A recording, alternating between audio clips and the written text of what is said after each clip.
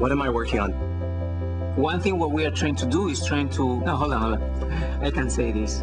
I'm working on ways to give computation to everybody. I cure disease with math. We are basically designing the computers of the future. I work on a translation program that helps Spanish-speaking parents better communicate with their kids' teachers. I show companies that what's good for the world can also be good for business. I make really small light out of nanomaterials. My job is helping people find the answers to their problems. I use mathematics to help organizations manage their people.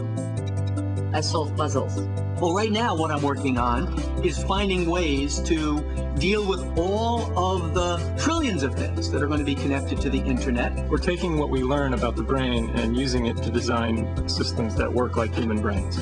I work in computational biology. I'm making a family tree for all mankind.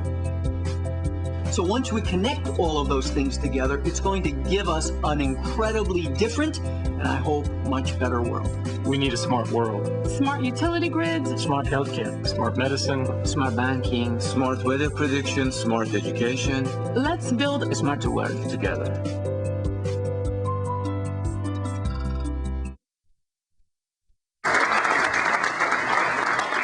We have one more speaker, and then we can eat more and drink more. One more speaker. Ted Childs, former IBM executive, was the strategic catalyst behind driving the $450,000 grant for placing centers on Indian reservations. He is well known throughout the world, and he just stepped in. I think his flight just landed. So Ted, would you join me at the front of the room, sir?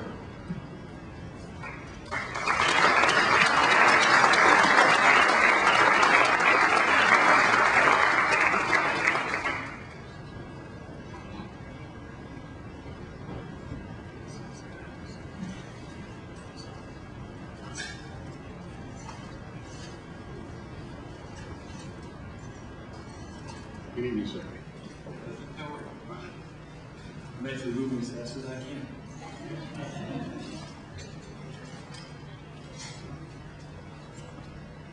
I didn't just get off the plane. I was actually on a plane with Rick. I came down this morning. I've been over at the Pentagon all day, but I didn't notice. We said Capitol Hill. Capitol Hill is a big damn place. I have met police all over Capitol Hill. And when Rick called, I've talked to Ray Cockfield, Maryland. One, trying to find your cell phone number, because all I had was, you got a lot of messages from me at your house. And when Rick called and said you were at the Dirksen building, Rick started to describe to me who that was, and I said, Rick, I know who it is. Everett, U.S. Senator, Illinois. $1 billion here, $1 billion there. Wake up when you're talking about a little money. That's what he's known for having said. This is a special point in time. And a lot of things are in my head. We're writing a book about my life, and I've got lots of facts. There's a major celebration that's going to take place on the 16th of June at our former employer, former for some of us. And I just got a letter from a guy named Sam on Friday to join him for an event on the 16th. And I had to tell him no, because I've been invited by 2 groups of employees to speak that day, and one of them is going to be at the same time. It's not often that you say no to the CEO, but the people were always more important to me. But that 100 years is extraordinarily symbolic. When you look at the things that happened, of which the SeniorNet piece of that history is important. Even though they're going to track back to 1911, there's some history that precedes that. Because 1899 was the first year that IBM hired women. And there are 3 women that are documented that have been hired, and I I talk about that a lot because that was 20 years before women's suffrage. And that same year, a fellow named Richard McGregor was hired. He was a black fellow. That was 10 years before the founding of the NAACP and 36 years after the signing of the Emancipation Proclamation. They're documented in the IBM history. First professional women in 1935 with a written policy of equal pay. First woman vice president in 43. In 1944, IBM was the first company documented to support the United Negro College Fund. Right? November 29th, 1944 specifically is the date that that contribution was made. And that history has been important to me for a long time, and particularly because of what's coming in terms of June the 16th. But yesterday something happened that was really one of those memorable moments for me that I will not ever forget. 12 years ago, on a Sunday afternoon, I walked into a store, a Staples, in Elmsford, New York, to buy a piece of technology. And it was not a BlackBerry. We didn't have BlackBerries then, but it was one of those little things that had, you carry your calculator in it, your calendar, your telephone directory. And I see some people like Denise in the room who know how untechnical I am. And like I didn't have a clue. I knew what I wanted, but I was like in the fog. And this fellow walks up to me and says, "Can I help you?" And right away I thought, this guy's pretty smart. I mean, he's asking me really good questions. And I asked him a question. I said, "Who are you?" And he said, "Mamadou." And I said, "Yeah, but who are you?" He said, "Mamadou." I said, "What's a Mamadou?" And he said, "That's my name." I said, "Oh, wow. Can we start over again? I apologize." "Mamadou, you know a lot about technology. Have you, where are you from? Senegal? Have you been to college?" I said, "Yes." "Do you have a degree?"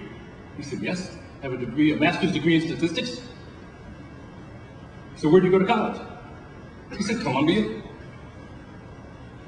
I said, "You got a Columbia University in Senegal?" He said, "No, New York City." I said, "Oh, okay." "Mamadou, why are you working here?" He said, "No one will hire me." I said, what do you mean?" He said, "I apply everywhere, no one will hire me." "They tell you why? You speak very good English." I said, "Why?" He said, "No, they just won't hire me." "Mamadou, send me your resume. Send it to me tonight." And the next day, I sent the resume to Poughkeepsie, to somebody who I knew had influence. I said, "Look, I want this man to have a job." He came back to me and said, "No, you don't understand. I don't want a debate. I want him to have a job." I know at times I've been accused of being overbearing, but sometimes that's required. He got hired at Poughkeepsie, and a year or so later he came back to me and he said, "Ted, this is a technical place." I said, "Well, yeah, it's IBM and you've got a master's in statistics." He said, "Yes, but I need more education." I said, "Okay, what did you have in mind?" He said, I got myself enrolled in the master's degree program at New York Polytech for the master's in computer science." I said, "Okay." Then a while later, I get invited to his graduation. 2 or 3 years later, Mamadou comes back and says, "Ted, it's not just enough to be technical. I need to be a businessman. I need to go back to school." I said, "Mamadou, you got a master's in stat, a master's in computer science. What did you have in mind?" I said, "Well, Ted, this time it's going to take your vice president's influence. I want to go to Cornell and get an MBA. They have an executive MBA program." I said, "Okay, have you applied?" He said, well, not yet, but I'm going to apply, but you're going to have to talk to my management. They're not going to like this. Okay. I did my part. Then I go to Cornell for graduation for this executive MBA. This guy's smart. You got that part already, right?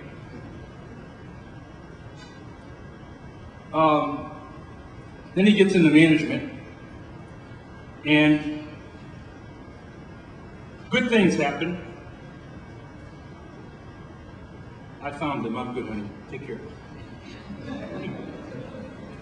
I had to answer. That's my daughter. She's been really trying to track you all down. The reason that this story is important is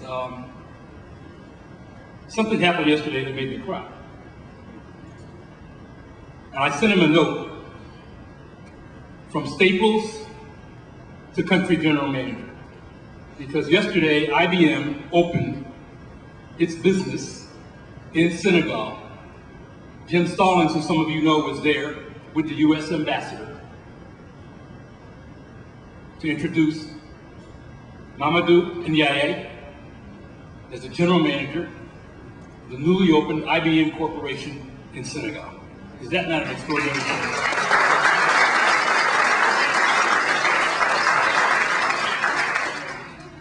That's a technology story that should resonate with you. I hope it does.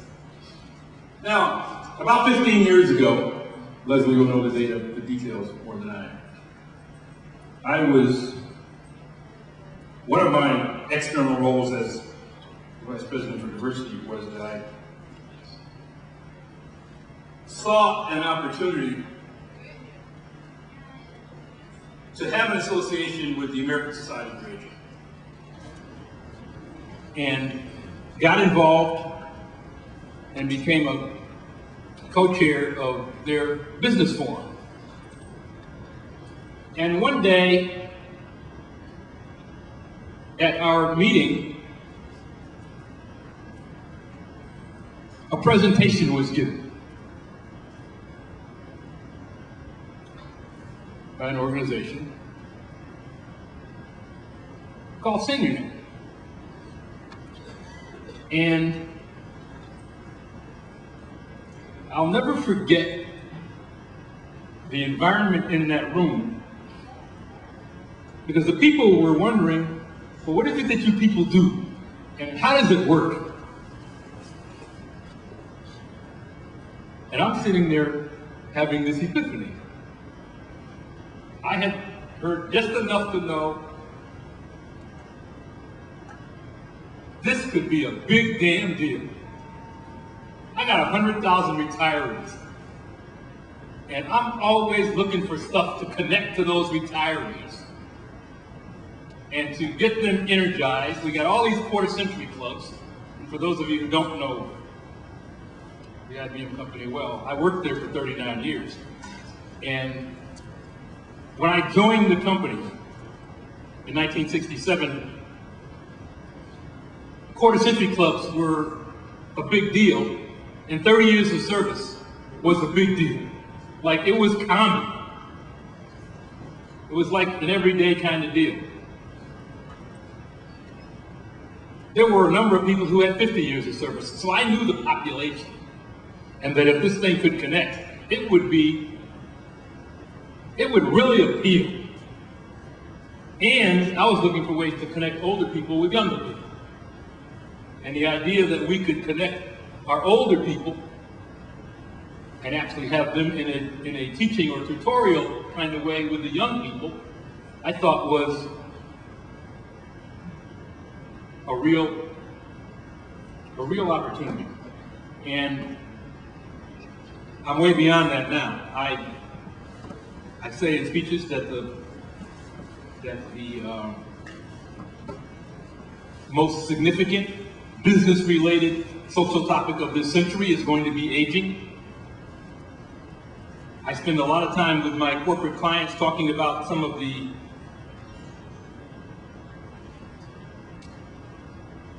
challenges of the business community. I have profiled what I consider to be the 7 or 8 major industry sectors but I've pulled one out and said it's the primary one. It's more important than energy, transportation, finance, telecommunications, and that is healthcare. And that healthcare is going to be the critical one because our business community can't make much more money in North America and Europe. They're going to make their future is in what they call the emerging markets. And they have significant medical challenges. And as I said to the CEO of Novartis and his senior management, you guys are really important because if they're dying, they ain't buying. If you can keep people alive, it's going to lead to extraordinary opportunity in those cultures. And after the health piece will come the technology piece, because you all are at the forefront of how we're going to connect those people. How we're going to enable them to have a sense of respect and dignity previously unavailable. And you're going to provide the energy, the vehicle for that energy, that in many instances is going to give people a positive feeling about being alive. And I remember some of the early stories about SeniorNet, about the lady in North Dakota who had never been out of the state, but she had found friends all over the country through her SeniorNet connection. There were several stories like that. And there's an IBMer who died recently, in the last few months, named Myron Levin, who was down in Sarasota, who got so turned on that he became the godfather for a lot of SeniorNet activity. I worked with Myron for a number of years, and he was a technical geek. He just, anything that involved the computer would get Myron excited. So the idea of a 25th anniversary for SeniorNet, I think is good for America, and that it has enormous potential to be good in a global context, and that if we get to celebrate a 50th anniversary for SeniorNet, that it will have to be a global celebration, because the thirst for what you provide is enormous. And SeniorNet may be the best glass of water to quench that thirst. Thanks for letting me be here. Thanks for waiting for me.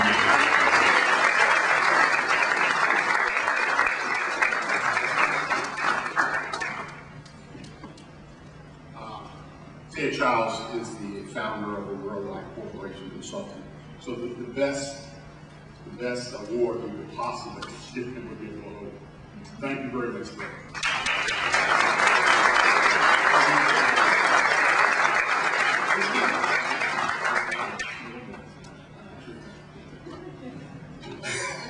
He just said I owe him. Ladies and gentlemen, thank you very much for coming tonight and helping us celebrate SeniorNet's 25th anniversary. As Ted said, we will be around another 25 years. The difference is we will be global. We will go global. Thank you very much.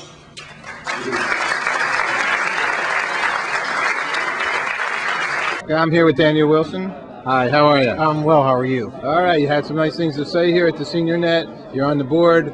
Tell us how you got involved, why you got involved, and how you see the future. Absolutely. My professional career, I'm the Director of Policy and Program Development for the National Caucus and Center on Black Age, and we do advocacy on behalf of low-income seniors. And so for me, SeniorNet was a natural fit, bridging into that gap.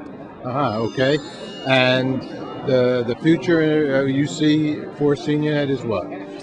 It is very bright. We have we're on the brink of very uplifting piece where we'll be able to educate seniors on technology as we move forward into the next 25 years, because the federal government is moving for everything to be on the web. Seniors now can go on the web to check their Social Security benefits, their Medicare benefits, anything that they want to do is at the tip of their fingers on the computer. So as SeniorNet, we want to be able to make sure that we're equipping seniors to be able to tackle those challenges. And I believe we have 300 or so classes, courses. We have great IBM instructors. We're all over the country, and we've been doing it a long time. We saw the vision. Absolutely. It's a great vision, and we just look forward to being able to work for another 25 years and another 25 years beyond that. And really, with the online piece, it's really going to help to sort of bridge that divide with seniors who cannot necessarily make it to a local center. They'll be able to log on right from their home. What would you say in closing here? We're finishing this all up here. What's the good news for SeniorNet? I think for SeniorNet, we've done a great job in educating America on the importance of seniors and technology. I think that something is to be said when the Assistant Secretary for Aging was present with us here today and has committed her assistance to help us to sort of really branch out and be able to look at senior centers across the country. So kudos to SeniorNet. Okay, and what's good news for you personally? Hey, just glad to be here. Okay. Getting married in August. Congratulations. Hey, I'm an interfaith minister. Okay. I can help you out here. You need Absolutely. anything. All right, Absolutely. Thank you. Thank you very much. Thank you. Pleasure. Okay, it's Paul Sackus signing off here. And it's been a wonderful day and wonderful evening. And best of luck with SeniorNet for another 150 plus more years of helping seniors and boomers. Thanks.